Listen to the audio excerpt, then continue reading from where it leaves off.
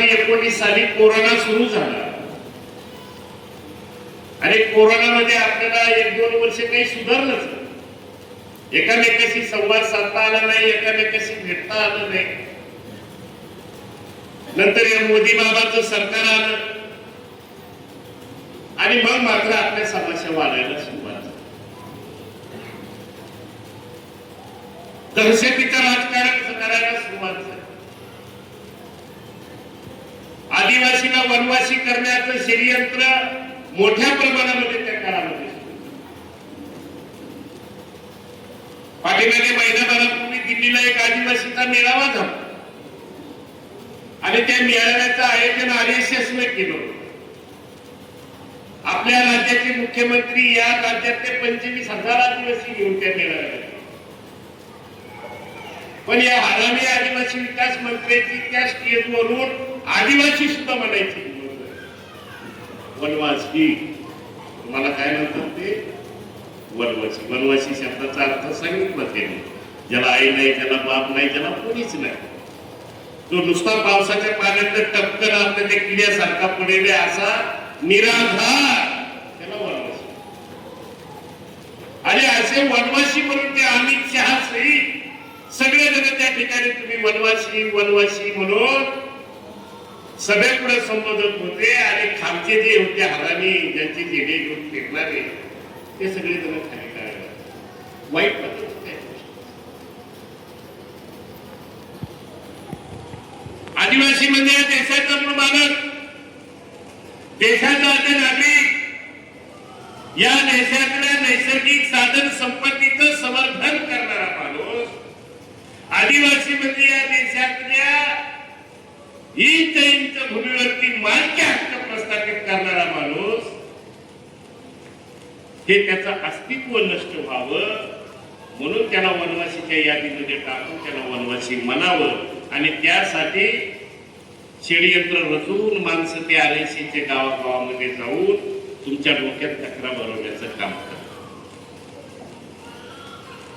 आणि त्याला अनेक जण बळीचे बकरे झालेले आहेत. एक नव्हे संघटनेच्या माध्यमातून 10,500 गावामध्ये आपण गेलो. आता काय त्या भजनात वापरे घालायच्या आणि हिंदू भारत, त्या हिंदू धर्माची स्थापना होण्याच्या अगोदर इथं आदिवासी होते. माहिती आहे तुम्हाला? देव जन्माच्या अगोदर इथं आदिवासी जन्मलेला. आदिवासीचा धर्म निसर्गाच्या संबंधित आहे, आदिवासीचं जगणं निसर्गाच्या संबंधित आहे, आदिवासीच्या देवता निसर्गाच्या संबंधित आहे. पूर्णतः जीवनमान हे आदिवासींचं निसर्गावरती अवलंबून आहे. म्हणून देशभरातले आदिवासी आमचा सुद्धा एक स्वतंत्र धर्मकोड असला पाहिजे म्हणून मागणी करतायत. आदिराव साहेब, आमचा धर्म हा बुद्धाच्या तत्वज्ञानावर आधारित आहे. त्याच्यामुळे मला आपण गेलो होतो नागपूरला एकदा, ते खोबरागडे गटाचे 5-6 गट एकत्रित आले आणि ते मला म्हणे, मग तुम्ही बौद्ध धर्म काय स्वीकारत नाही? म्हणजे तुम्ही 9 बौद्ध आहे आणि धर्माचाच बौद्ध आहे. कारण आमचा धर्म काय आणि निसर्ग पूजा काय? आमचे देव, आमची देव कुठं राहतात? येलवाई कुठे? शहरात थोडंच, डोंगरावर चांगला वाघ्या देव, डोंगरिया देव, भोला माता, मोगरा माता, कुणाच्या देवी येत्या? प्रतिकात्मक आम्ही त्यांची पूजा करतो, पण पूजा ही निसर्गाची करतो. निसर्ग पूजक आदिवासी असल्या कारणाने आमचं एक स्वतंत्र अस्तित्व आहे आणि ते अस्तित्व नष्ट करण्याचं काम इथली व्यवस्था आता सध्या मोठ्या प्रमाणात करते. अनंत प्रश्न येतात, पण त्या प्रश्नाबरोबर हेही समजून घेतलं पाहिजे की भविष्यातली आमची पिढी काय असणार.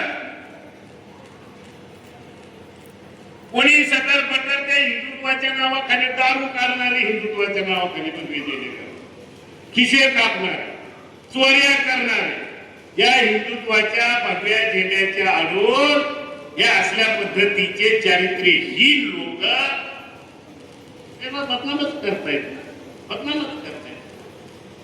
आणि म्हणून आम्हाला आमचं स्वतंत्र अस्तित्व ठेवण्यासाठी आम्हाला ही लढाई अधिक तीव्रतेनं लढावं लागणार आहे. अधिक एकत्रित येऊन मोठ्या संख्येनं एकत्रित येऊन लढावं लागणार. बजेटचा 12,500 कोटीचं बजेट, मी यांना जर विचारलं की एखाद्या रुपयाचा लाभ तुम्हाला आदिवासी बजेट मधून झाला का? ज्याला झाला असेल त्याला वर हात करा की एखादी योजना भेटलेली आहे का तुम्हाला या वर्षी? भेटली का? ते महाराष्ट्रामध्ये बऱ्याच जणांना विचारलं पण कोणीच हात वर करत. पण जरी या आदिवासीला मिळाली नाही तर कुठल्या भाडव्याला मिळाली? 12,500 कोटी जातात कुठे जातात? इथं सुशिक्षित बेरोजगार पोरगा फायली घेऊन नोकरीला मागत फिरतोय. शाळेमध्ये टाकलेला पोरगा शिष्यवृत्ती कधी येते हॉस्टेलला वाट बघतोय, शिष्यवृत्ती त्याला भेटत नाहीये. आश्रम शाळेच्या शिक्षणाची परिस्थिती अतिशय दयनीय आहे. अनेक मुलींचं लैंगिक शोषण झाल्याच्या बातम्या आपण वर्तमानपत्रामध्ये अनेक वेळेला वाचतो. याचा अर्थ आमच्या मुली सुरक्षित नाहीये. 2 पट्टे जमीन आणि कसतोय ती नावावर करा, त्याच्यासाठी मोर्चा आंदोलन काढतोय. सरकार आदेश काढायला तयार नाही, त्याकडे लक्ष द्यायला तयार. म्हणजे हे सगळे तुम्ही जे म्हणले ना, ह्या पक्षातून त्या पक्षात जातात, त्या पक्षातून त्या पक्षात, हे कोणतं आहे राजकारण? हे काय तत्वज्ञानी नाही आहे. हे काय कोण्या पुरोगामी विचार, प्रतिगामी विचार, याच्याशी बांधिलकी असणारे नाही. हे सगळे संधी साधू आहे आणि धर्म श्रीमंत आहे. पिढ्याला पिढ्या बसून खाते, यांच्या हाताला पिढ्या बसून खाते, एवढी संपत्ती यांच्याकडे अनैतिक मार्गाने मिळवली आणि ते आमचे नेते आहेत. त्यांच्या विरोधात तिकडे बोलायला कोणी तयार नाही. आमच्या सारखेच आहेत. आमचं कोणी वाटणं करत नाही आणि कुणाच्या बापाला घालत त्याच्या दारापुढे बोर्ड आहे. आमच्या गावात कोणी बोर्डावर लावू शकत नाही. मी लावणार माझ्या बोर्डाला जो हात लावणार त्याला वाड्यावर त्याच्या घरात घुसून मारणार. अजून मला करणार आहे. आमची बरोबर नाही. तिकडे कोपरगावला गेलो, यू करून ती करून म्हणलं कारखान्याच्या डिस्टलरी मध्ये पुढे मारे म्हणून सारे आम्ही झुकणारे नाही, आम्ही वागणारे नाही. आणि आमच्या हक्काची, आमच्या अधिकाराची लढाई लढतो. आम्ही तत्वाने ही लढाई लढतो. 2 पट्टे जमीनांचे हजारो आदिवासीची दावे पेंडिंग मध्ये आहे. आता मी नंदुरबार जुळवून आलो, कुणाचा दावा निघाली? उंदरे खात्यात पाहिली मधले दावा उंदरे. पण किती गंमत किती मोठी आहे की महाराष्ट्रामध्ये काँग्रेस आणि राष्ट्रवादीचं सरकार होतं. आपण ज्याला पुरोगामी विचाराचे म्हणतो. नितीन गडकरी साहेब राष्ट्रीय अध्यक्ष होते बीजेपीचे. बघा अध्यक्ष. आणि त्या नितीन गडकरी साहेबांनी महाराष्ट्र सरकारकडे अर्ज केला की माझ्या उद्योग समूहाला ही सरकारची जमीन मिळाली. अर्ज करणारा माणूस बीजेपीचा आणि सरकार काँग्रेस राष्ट्रवादी. अर्ज केला 5 मेला जमीन मिळाली. 8 मेला किती दिवसात मिळाली? 3 दिवसामध्ये. किती मिळाली? 200. कितीच्या स्पीडनं मिळाली असं काही. ह्या टेबलून त्या टेबल आमची कपाटाच्या बाहेरूनच निघाली. त्या नंदुरबार जिल्हा कलेक्टर कचेरीवर 1 हक्काची दावे मंजूर करण्यासाठी आणि मोर्चा काढला. आणि म्हणलं त्या फायली तरी दाखवा आहेत की नाही. त्या फायलीचं कपाट उघडलं तर मुद्रानं खाल्लेले होते. ते वाढवी लागले. म्हणजे एकाच जागेवर किती वर्षापासून असत. म्हणजे आम्ही राबणारी माणसं, कष्ट करणारी माणसं, मेहनत घेणारी माणसं या देशाची मोड मानत 2 पट्टे पोटाची किंमत जमीन मागतोय आमच्या हक्काची, आमच्या अधिकाराची. तर ती जमीन द्यायला त्यांच्या हाताला लकवा भरलाय. आणि इकडं मात्र याच्यासाठी पाणी काढून ठाकरेच्या पोराला त्या काळामध्ये 400 एकर जमीन शेवड्या 22 वर्षाच्या पोराला द्या मला नाही तिथे. आम्ही तर 2च पट्टे म्हणतोय. याचा अर्थ या सरकारची भूमिका तुमच्या बाबतीमध्ये काय? किती केस लढतोय आपण जमिनीच्या? किती लढतो? किती अधिकाऱ्यांना देखील करायचं? असे अनेक तहसीलदार आहेत, अनेक प्रांत अधिकारी आहेत ज्याला कोण दंडे घातले, ज्याला कोडू मारला आपण, परंतु आपली काही प्रश्न निकाली नाही. आणि म्हणून निर्णय घेतला की 1 लाख लोकांनी नाशिक ते मुंबईला आपल्याला पायी जायचं. काय म्हणणे आमचं, आम्हाला समान आणि दर्जेदार शिक्षण द्या. देवेंद्र फडणवीस साहेबांची मुलगी ज्या शाळेत शिकते त्या शाळेत आमची सुद्धा मुलं शिकली पाहिजे, असं नेबरहुड पद्धतीची शिक्षण प्रणाली अस्तित्वात आला, कॉमन सिस्टीम स्कूल अस्तित्वात आला आणि आदिवासीच्या पोरांना तिथे शिकायला पकडलं. दुसरी गोष्ट, हे जे आमचं 12,500 कोटीचं बजेट आहे, तुम्ही वेगवेगळ्या खात्याकडे वर्ग करताय, ते आमच्याच विकासावरती शेवटचा 1 रुपया खर्च झाला पाहिजे याचा कायदा करा. आणि त्या कायद्याचं उल्लंघन केलं तर सरकारवरती कोर्ट ऑफ कंटेम्प्ट होईल, अशा पद्धतीची तरतूद करा. ही एक मागणी. दुसरी गोष्ट, आमच्या ताब्यात आहे त्या जमिनी आम्हाला द्या, नावर करा, सातबारा करा, विनाश करा. नसेल तर जमिनीचं राष्ट्रीयकरण करा, सर्वांना समान वाटत. तुम्ही तर समान नागरिक कायदा आणायचं म्हणताय ना, तर समान संपत्तीचं वाटप करा, जमिनीचंही समान वाटप करा. आम्हाला नको आरक्षण, शाळेत सगळ्यांना शिक्षण सारखं द्या. केजी पासून तर पीजी पर्यंत आम्हालाही मोफत शिक्षण द्या, सगळ्यांना सारख्या जमिनी द्या, सगळ्यांना सारखी संपत्ती द्या. इकडे काय आदिवासी सिंगल फेजची चेकी, बिगर मोटरचं मळणी यंत्र, उस्मानाबादीचा शेळ्या आपल्याकडे आणल्या की त्या महिन्याभरात मारत आहे. मग पुढे त्या गावाला नाही देतात आम्हाला, त्याला चारा टाकून द्यायला लागला. आपला महिलांचं सक्षमीकरण करायचं, त्यांना शिलाई नसेल. याच्यापेक्षा मोठा यंदा कारखाना, सूतगिरणी, शाळा, कॉलेज, दवाखाना यांना ते भेटून जातात. आम्हाला सांगतात तुम्ही सरकारची नाव आहे, लई योजना आहे तुमच्याकडे घ्या. हे पाठीमागे 9-10 वर्षापूर्वी तुम्हाला आठवतं का, एक कन्यादान योजना सुरू झाली. त्या नंदुरबारच्या प्रकल्प एक योजना असते, कन्यादान. पिताचे म्हणजे मंगलसूत्र दिले त्या प्रकल्प आले, इतकी मजा चालली पिता त्या योजना. आमची पोरं उद्या साखर कारखानदार झाली पाहिजे, आमची पोरं सूतगिरणीची मालक झाली पाहिजे, आमची पोरं मीठभट्टीची मालक झाली पाहिजे, आमची पोरं आमदार झाली पाहिजे, खासदार झाली पाहिजे, डॉक्टर झाली पाहिजे, इंजिनियर झाली पाहिजे, IAS झाली पाहिजे, IPS झाली पाहिजे. करा संपत्तीचं समान वाटप. आणि हे जर करायचं नसेल तर आमच्या ताब्यातल्या जमिनी आम्हाला तात्काळ सातबाऱ्या उतार्यावरती नोंद घ्या. हे मागण्यासाठी जायला नको की नाही आपण मुंबई? पाणी कुठून जातं मुंबईला? इगतपुरी आदिवासी, सगळ्या आदिवासीच्या जमिनी आहेत, धरणे आदिवासीच्या जमिनीतच आहे. पाणी कुठं जाते मुंबईला? आदिवासी भागात. मग आम्ही कुठे जाणार आहे? मुंबईला. आमच्या योजना बंद, आमचं म्हणणं बंद, तर तुमचं बी पाणी. रेल्वे कुठून जाते? आदिवासी एरियातून जाते, कसाऱ्यातून जाते, मधून जाते, इकडूनच जाते. मग तुमच्याकडची रेल्वे बंद, तुमच्याकडचं रेल्वे बंद, तुमच्याकडचा दोनच रस्ते आहेत मुंबईला जायला. एक तर तिकडून याच्यावर येतो, सुरतवरून येतो, अहमदाबाद हवे आणि एक आपला हा हवे, दोनच हवे आहे.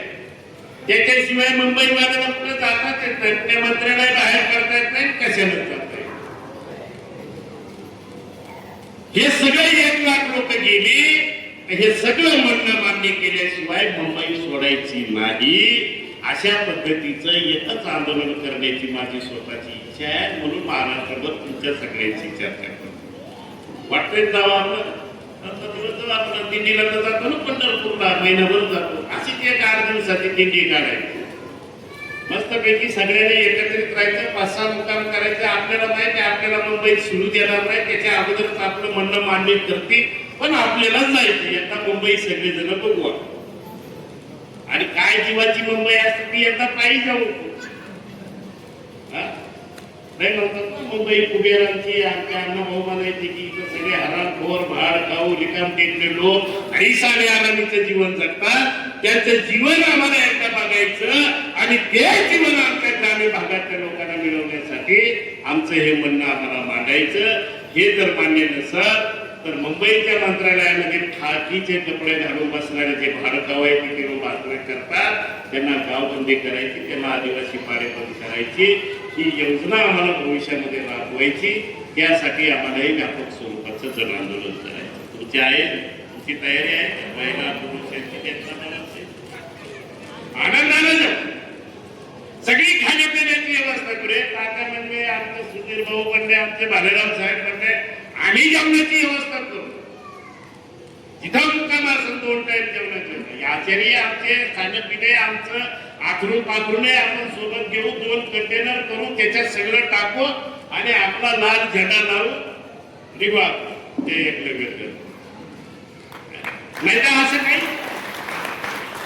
सगळं नाही. आमच्याकडे घर नाही, जागा नाही, जमीन नाही, शिक्षण नाही, नोकऱ्या नाही, मान नाही. आणि लाख बोगस आदिवासीचे सर्टिफिकेट घेऊन महत्वाच्या खुर्चीवर लोक बसले.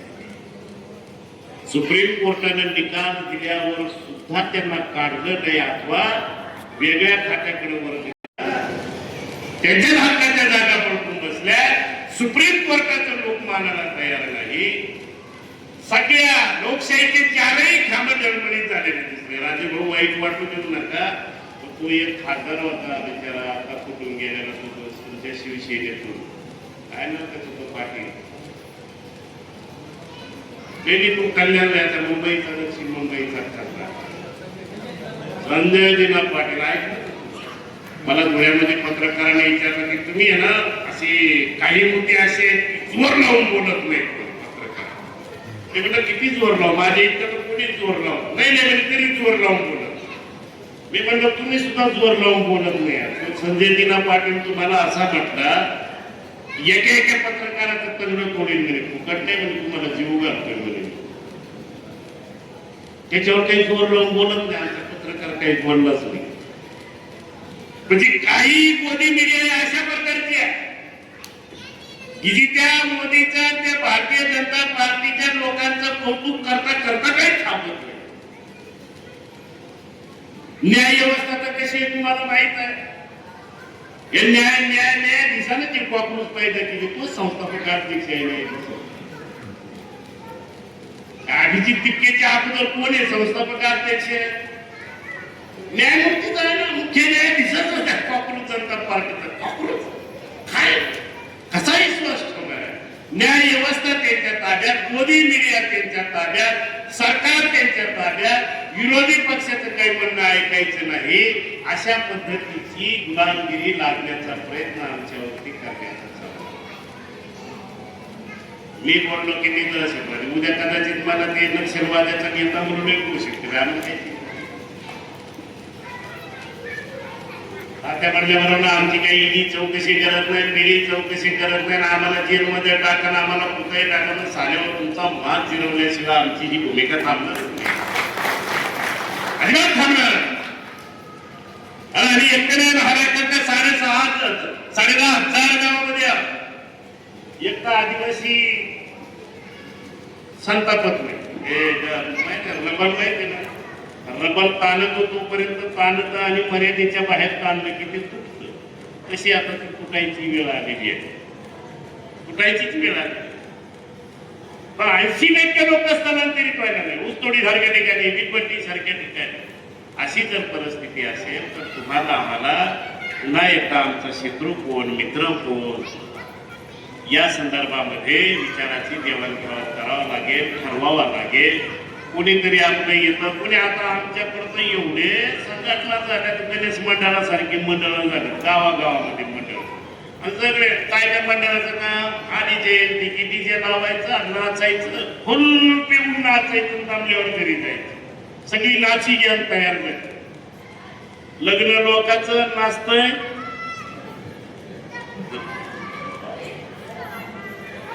आपलं झुकड्या बांधून. तुझ्या मायला काय साडे तुमचे अवतार आहे, काय तुम्ही तरुण पोर आहे, तुम्हाला सुधारायचं. मी वयाच्या 16व्या वर्षी सुरू केली. हे सगळेजण वयाच्या 16व्या 17व्या वर्षापासून काम करत आहे. यांना नाही करतायत तसलं मंडळ, कसलेही मंडळ. आखलीचा भाग नाही, काय नाही. कोणता तरी पुढारी 10-5 हजार देतो की त्याचं गुणगान आहे. ही निवडणूक आली की 10-5 हजार रुपये दिले की त्याचा झेंडा घेऊन प्रचार कराय. आणि तुझ्या समाजाचं काय? त्या मणिपूरमध्ये एका आदिवासी हजारो आदिवासी महिलेवरती बलात्कार झाल्या, कत्तली केल्या. कारगिलच्या युद्धामध्ये कामी आलेल्या सैनिकाच्या बायकोची लग्न अवस्थेमध्ये धिंड काढली.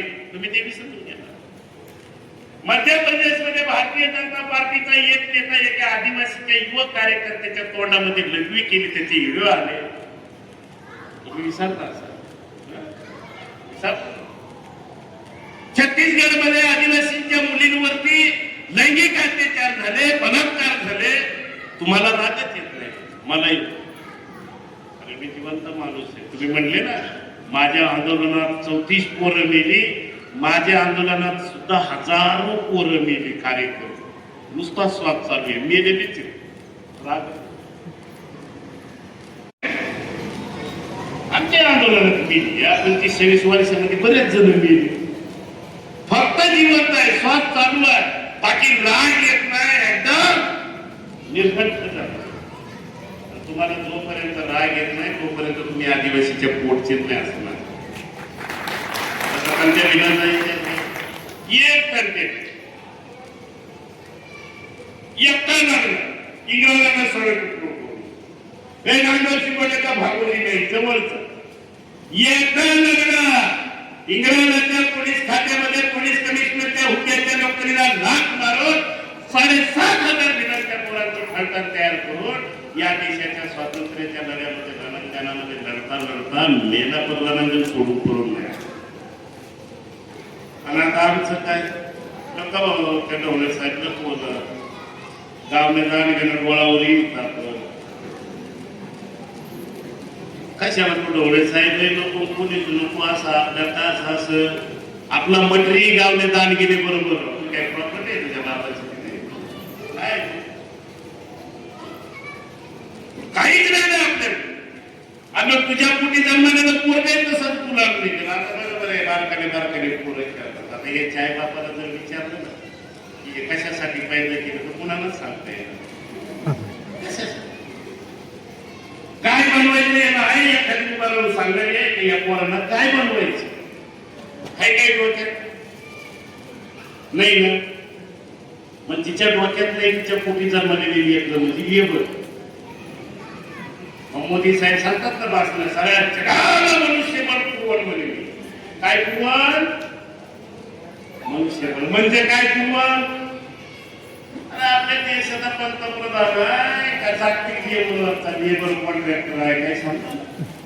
सगळ्या जगाला मनुष्यबळ पुरवण म्हणजे आम्ही काय फायदा केलं. लेबर ऊसतोड कामगार, वीटपट्टी कामगार, साहेबदार, मैदार, ट्रॅक्टरचा ड्रायव्हर, वाहून चोर, दारू काढणारा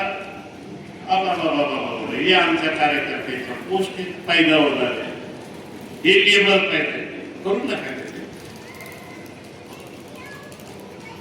माझ्या कुठे जन्मलेला पोरगा आमदार झाला पाहिजे, खासदार झाला पाहिजे, डॉक्टर झाला पाहिजे, इंजिनियर झाला पाहिजे, वकील झाला पाहिजे.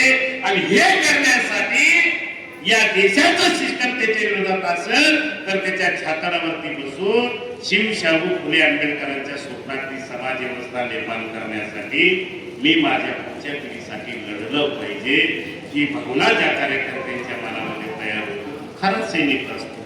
मला जातला दाखला काढी दे मग तुला 1000 रुपये दे.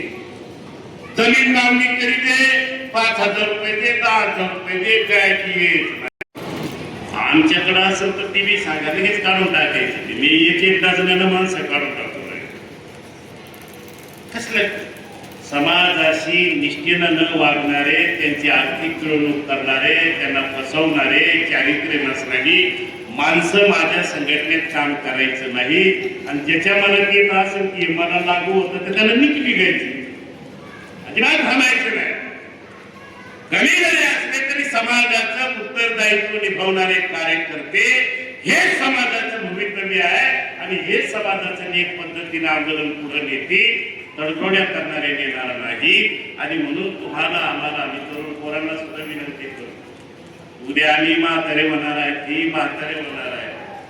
आता पुढची पिढी कार्यकर्ते काय की जे पुढे नाची गॅंग तयार करेल अरे संघटना देवा लागला तेव्हा पुढे आपल्याला शिव शाहू फुले आंबेडकर हा बिलाटीमध्ये जाऊन तुम्हाला मांडावा लागणार आहे. तुम्हाला तुमचा आदिवासींच्या क्रांतिकारकांचा इतिहास तुम्हाला सांगावा लागणार आहे. भविष्यातली आव्हाने तुम्हाला स्वीकारावं लागणार आहे. या प्रस्थापितांच्या विरोधामध्ये लढावं लागणार आहे. तुम्ही त्यांच्या जे समोर जाऊन नाचायला लागले.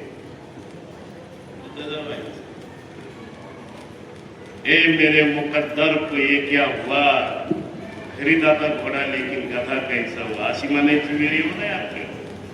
घोड्या म्हणून खरेदी केली साडेगाढवच निघाले. ही भविष्यातली पिढी आम्हाला कार्यकर्ता म्हणून त्यांच्यातलं नेतृत्व विकसित करायचंय म्हणून हे 8-10 दिवस घरदार सोडून मी तर एकदा घरी येऊन निघालो. एवढा असताना वयाच्या 16व्या-17व्या वर्षी एकदा म्हणलं गेलो, घरी गेलो आणि एकदाच म्हणलं मी संध्याकाळी येतो आहे बापाला. तर 6 वर्ष वेळ तोपर्यंत सगळ्या आपल्या इलाक्यामध्ये तुम्हाला मेहनत घेतल्याशिवाय, कष्ट केल्याशिवाय, निवड मोबाईलचे बटन दाबून क्रांती होणार नाही. तुम्हाला गाव पातळीवरती जावं लागणार आहे. त्यांचे प्रश्न जाणून घ्यावा लागणार आहे. त्यांची छोटी प्रश्न तुम्हाला सोडवावं लागणार आहे. अशा पद्धतीची संघटना तुम्हाला मजबूत करावं लागणार आहे. आणि हे बळ देण्यासाठी, ह्या सूचना देण्यासाठी, हे प्रबोधन करण्यासाठी आम्ही सर्व सहकार्य या ठिकाणी उपस्थित आहोत. मी आमच्या या सगळ्या कार्यकर्त्यांचं खरं तर मनापासून कौतुक करतो की किती लढत या वैभव सोनवणे असतील, ठाकरे सर असतील, गोरख नाईक सर असतील, ही नोकरी ना लाख 2-2 लाख रुपये पगारी आहेत महिन्याच्या. त्यांचं सगळं भागलंय. आपले जसे कर्मचारी अधिकारी रेल्वेला असला की बायकोला घेऊन पिक्चरला जाते, तिलाही काही गेलं नाही, हिलाही काही नाही. ती तर फार आता स्वामीच्या केंद्रात जाते ती पूजा करायला. तिचं भागलेलं असेल या इकडं तिकडं जात नाही. आता ती स्वामी समर्थाच्या केंद्रात जाते, फार ते कुठून जाते आणि तिथून आल्यावर नवऱ्याला पिक्चरला घेऊन जाते, नाही तर शॉपिंगला जाते. इकडं बिलाटत नाहीये तिच्या समाजाचं काय चाललंय हे त्याच्यातले नाहीये. हे नोकऱ्या लागल्या शिक्षण घेत असताना पासून जे समाजाचं काम करताय तर थेट आजपर्यंत निष्ठेनं करताय. आणि म्हणून या सगळ्यांचं तुम्ही कौतुक केलं पाहिजे. जो कार्यकर्ता आपल्या समाजाचं उत्तरदायित्व निभवण्यासाठी लढायला तयार आहे त्याच्या पाठीमागे आपण खंबीरपणाने उभं राहावं एवढीच विनंती करतो. एकलव्य संघटनेचा जेव्हा निरोप येईल तेव्हा तुम्ही हजारोच्या संख्येनं उपस्थित राहावं एवढंच या ठिकाणी आवाहन करतो. आपल्या सर्वांची रजा घेतो. जय एकलव्य, जय हिंद, जय महाराज, जय हिंद.